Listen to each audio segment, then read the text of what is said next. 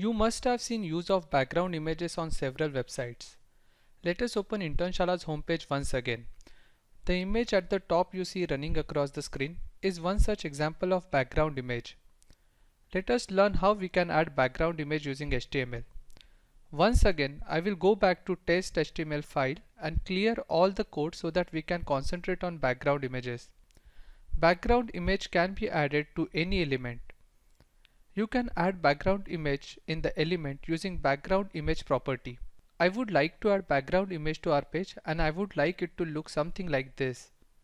So in short, I would like to add image behind the h1 and h4 element on my page. Since I want image behind h1 and h4 element, I should add a division which should include both these elements as well. Since I plan to use unique background image, I will give an ID to this div. Let me call it background image.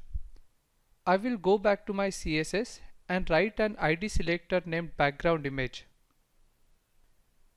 To add background image within this ID, we will use following property.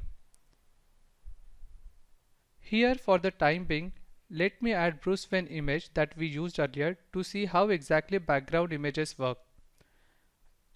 Let us see what the outcome would look like.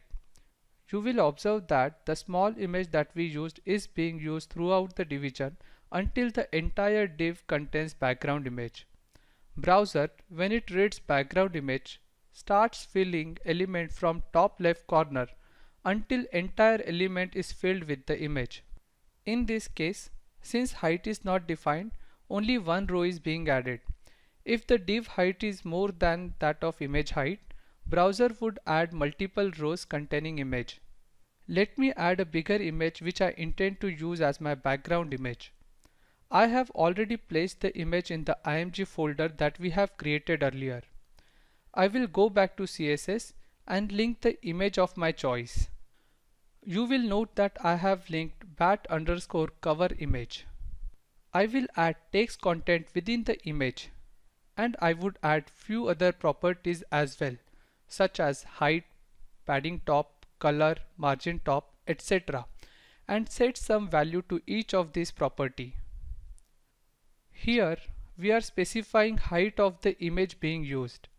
By mentioning color property, we are asking browser to display content within this div in white color.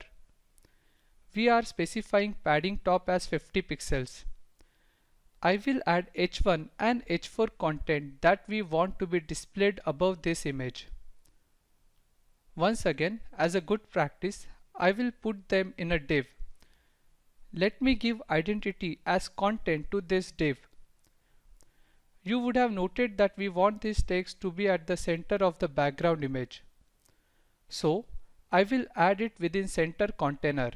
Let me style this div. You would have noted that I have added background color using RGB code and we have added another number next to RGB value. This is called alpha value and it is used to set transparency of the color. We have specified max width, padding and margin for this content div. Let us go back to browser and see how this background image looks. We can go to developers tool and see that padding is part of background image. You can also see that image div has assumed styling properties we have mentioned. The text color is also white. I will simply copy this HTML code of test file and add it to my index file. Let us see how our superhero page looks now. In this lesson, we learned to add background images. You can read more about background images in the helper text section.